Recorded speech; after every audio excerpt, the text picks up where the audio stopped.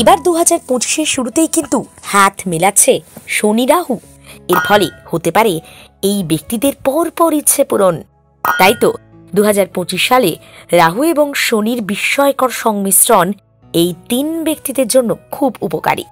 রাহু ইতিমধ্যেই এই রাশিতে উপস্থিত থাকবে, যা শনি রাহু সংযোগের কাকতালীয় যোগ সৃষ্টি করবে। অর্থাৎ 2025 সালে শনি রাহুর দুর্দান্ত সংযোগ। 2025-এ রাহু শনির বিস্ময়কর সংমিশ্রণ তিন রাশির জন্য খুব উপকারী।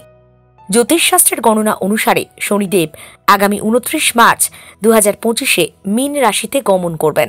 রাহু ইতিমধ্যেই এই রাশিতে উপস্থিত থাকবে, যা শনি রাহু সংযোগের কাকতালীয় যোগ সৃষ্টি করবে। 2025-এ হোলির 15 দিন পর থেকে এই শুভক্ষণ আসছে। কাদের ওপর প্রভাব? বৃষ রাশি।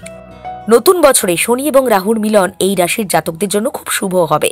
শনি এবং রাহুর সংযোগে এই রাশির সঙ্গে যুক্ত ব্যক্তিরা কর্মজীবন, চাকরিতে অগ্রগতি দেখতে পাবেন। কর্মজীবনে বড় অর্জন হবে।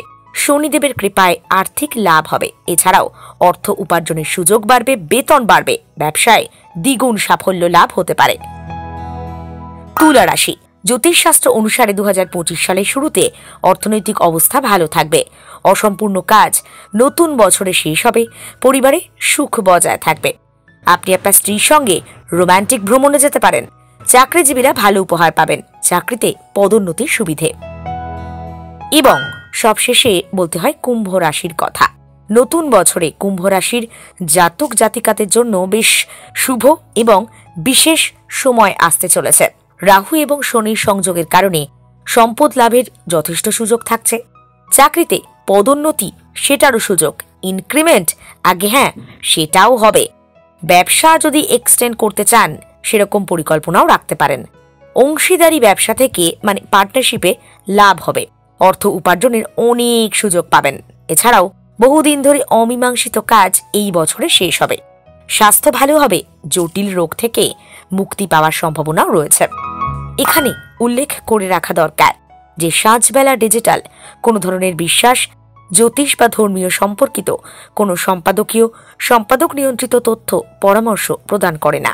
কোনো তথ্য বা অনুমান যদি প্রয়োগ করতেই চান, তাহলে অবশ্যই একবার বিশেষজ্ঞের সঙ্গে পরামর্শ করে নিতে ভুলবেন না যেন। যারা জ্যোতিষশাস্ত্রে বিশ্বাস করেন, তারা অবশ্যই নিজের প্রিয় বিশারদের সঙ্গে এই নিয়ে আলোচনা করতে পারেন। যারা অবিশ্বাস করেন, তারা ভাবনাকে অবহেলা করবেন না, এই আশা রাখি।